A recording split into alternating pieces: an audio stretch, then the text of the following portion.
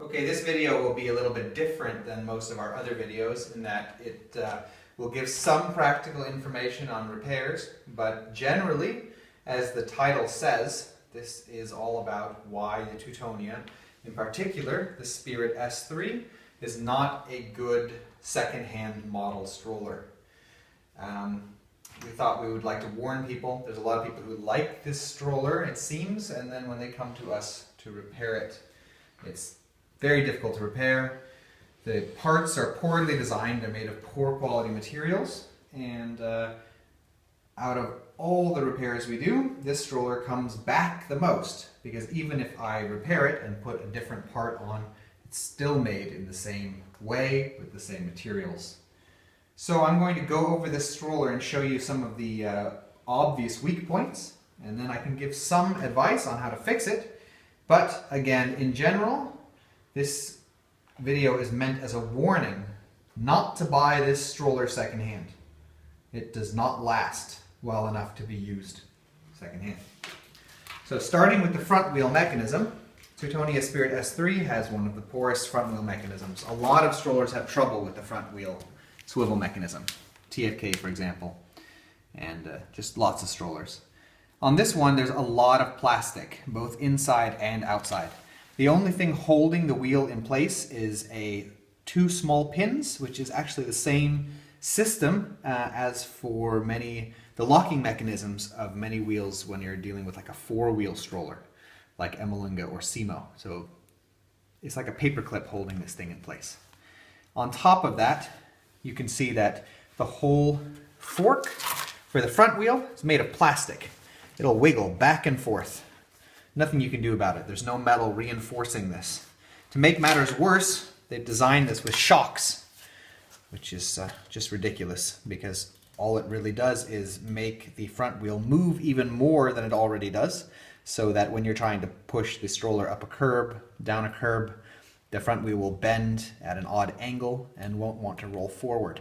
And that's my first tip if you have this stroller, is to fully extend this shock as much as you can and use super glue in there and from underneath, and then allow it to dry in its tight position. The reason you pull it out is to gain access to that little bit of space there, so you can get some super glue inside there, just to remove that entire shock function.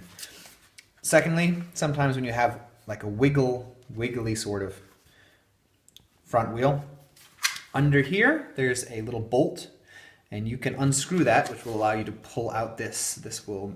Sometimes this part is wiggly, this one included, and you can use, I don't know, electrical tape or other sorts of things wrapped around it, and then put it back in and tighten it, just to kind of seal off that axle so that it sits tightly.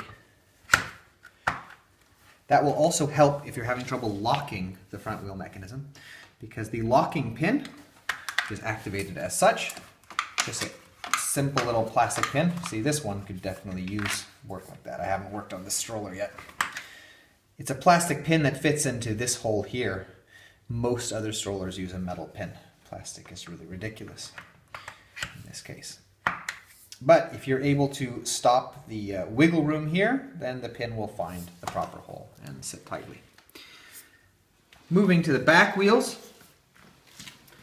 this model, not all Spirit S3s, but this model comes with a handbrake system.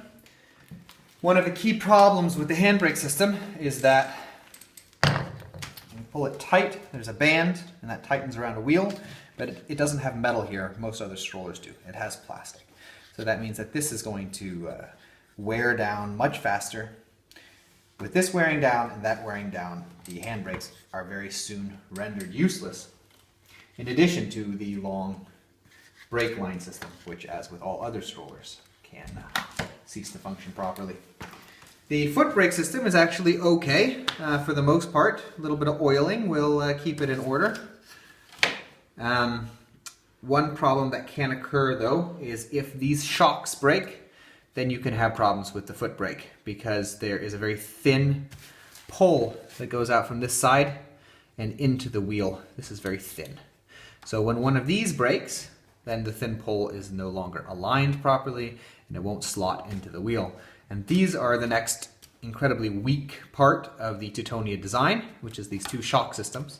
I'm not going to open them up now, but what holds the whole back part of the wheels